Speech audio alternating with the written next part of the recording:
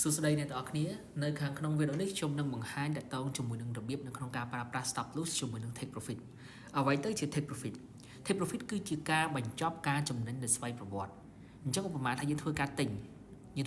តម្លៃហ្នឹងហើយហាងឆេងមានការកើនឡើងថ្លៃទៅយើងនឹងចំណេញប៉ុន្តែយើងអត់ចង់ជិះបិទវាទេយើងចង់ឲ្យវាធ្វើការបិទដោយខ្លួនឯងในខណៈថាយើងរវល់ធ្វើការងារផ្សេងៗនៅតាមផ្លូវឬក៏យើងមានកិច្ចការណាមួយចឹងទៅអញ្ចឹងឧបមាថាយើងចង់អីគេចង់បិទចំណេញនៅតម្លៃប៉ុណ្នេះអញ្ចឹងនៅពេលដែលហាងឆេងឡើងដល់តម្លៃហ្នឹងវានឹងធ្វើការបិទចំណេញនៅខ្លួនឯងតែម្ដងឬក៏យើងធ្វើការ sell អញ្ចឹងបើសិនជាយើងធ្វើការ sell ហាងឆេងចុះក្រោមយើងចំណេញឡើងលើយើងខាតអញ្ចឹងបើសិនហាងឆេងចុះក្រោមចំណេញ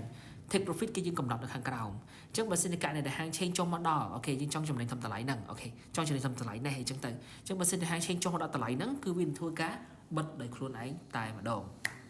ឥឡូវយើងបកមកវិញបើសិនជាយើងធ្វើការ take profit បិទចំណេញដោយស្វ័យប្រវត្តិហើយចុះ stop loss គឺជាការបិទការខាតដោយស្វ័យប្រវត្តិអញ្ចឹងបើសិនជាយើងធ្វើការទិញខាងលើហ្នឹងណាអញ្ចឹងបើសិនជាហាងឆេងចុះមកខាងក្រោមយើងនឹងខាតអញ្ចឹងយើងចង់ខាតតំណាចង់ខាតតំនេះអញ្ចឹងបើសិនករណីដែរទីផ្សារចុះមកខាងក្រោមខ្លាំងប៉ុណ្ណាក៏ដោយបើយើងចង់ខាតតំហ្នឹងយើងគ្រាន់តែកំណត់ stop loss នៅតម្លៃមួយហ្នឹងអញ្ចឹងគ្រាន់តែហាងឆេងចុះដល់តម្លៃហ្នឹងវានឹងធ្វើការបិទដោយខ្លួនឯងតែម្ដងហើយបើសិនយើងធ្វើការ sell វិញឧបមាយើងធ្វើការ sell អញ្ចឹងបើយើង sell ហាងឆេងចុះក្រោមយើងចំណេញហើយចុះបើវាឡើងលើវិញយើងខាតអញ្ចឹងហើយយើងចង់ខាតត្រឹមណាយើងចង់ខាតត្រឹមនេះចុះអញ្ចឹងបើចង់ខាតត្រឹមហ្នឹងយើងអាចកំណត់ stop loss នៅតម្លៃហ្នឹងគ្រាន់តែហាងឆេងឡើងដល់តម្លៃហ្នឹងភ្លាមទោះជាវាឡើងផុតហ្នឹងក៏ដោយគ្រាន់តែវាឡើងដល់តម្លៃហ្នឹងវានឹងធ្វើការបិទការខាតត្រឹមហ្នឹងតែម្ដងទោះជាអត់មានអ៊ីនធឺណិតក៏ដោយគ្រាន់តែយើងធ្វើការ set ហើយគឺវានៅក្នុង system ហើយអញ្ចឹងនៅពេលដែលមានទីផ្សារប្រែប្រួលប៉ះតម្លៃហ្នឹងគឺវាធ្វើការបិទចំណេញបិទខាតដោយស្វ័យប្រវត្តិហើយរបៀបនៅក្នុងការចូលទីផ្សារដាក់ stop loss ដាក់ take profit ហ្នឹងគឺយើងអាចធ្វើការដាក់បានពីររបៀបទីមួយយើងអាចធ្វើការដាក់នៅពេលដែលយើងធ្វើការចូលទីផ្សារតែម្ដងឧបមាថាខ្ញុំចង់ធ្វើការចូលទីផ្សារបច្ចុប្បន្ននេះយើងធ្វើការចូលទីផ្សារដាក់ឡើងវិញដើម្បីដាក់វាបានអូខេយើងចុចកន្លែងហ្នឹងមួយមកអស់វាមកស្ដាំឃើញសញ្ញាបូកអូខេអញ្ចឹងយើងឃើញពាក្យថា stop loss ជាមួយនឹង take profit អញ្ចឹងបើសិនជាយើងធ្វើការកំណត់តម្លៃហ្នឹងហើយយើងធ្វើការចូលទីផ្សារភ្លាមអញ្ចឹងគឺវា set ឲ្យអូតូតែម្ដងអញ្ចឹងណារបៀបទី1ឧបមាថាឡើយខ្ញុំត្រូវការចូលទីផ្សារដែលខ្ញុំកំណត់ថាអូខ្ញុំចង់ទិញអញ្ចឹងតម្លៃបើសិនជាវាឡើងដល់2921នេះខ្ញុំធ្វើការបិទចំណេញហើយបើសិនជាវាចុះមកដល់ខាងក្រោមត្រឹម2012នេះឲ្យវាបិទខាតអញ្ចឹងខ្ញុំកំណត់មកអូខេបិទខាត stop loss អញ្ចឹង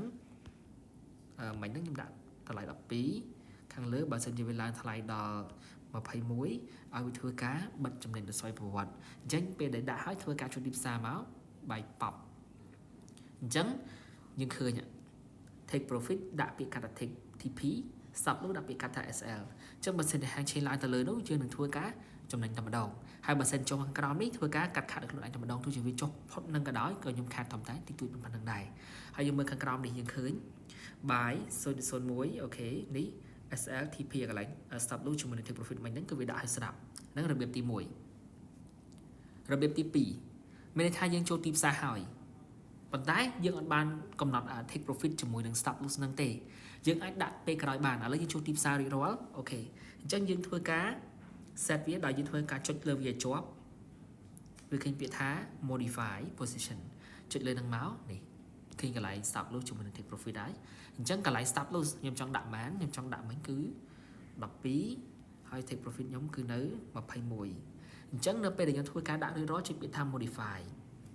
អូខេអញ្ចឹងនៅពេលដែលយើង modify ហើយគឺយើងឃើញ take profit ជាមួយនឹង stop loss នឹងតែម្ដងនៅខាងក្រោមក៏យើងឃើញដែរអញ្ចឹងបើសិនករណីទីផ្សារឡើងទៅលើខ្ញុំនឹងចំណេញហើយបើសិនចុះមកក្រោមខ្ញុំនឹងខាតហើយបើយើងធ្វើការ sell វិញយើងបញ្ច្រាស់មកវិញមក take profit នៅខាងក្រោម SL នៅខាងលើ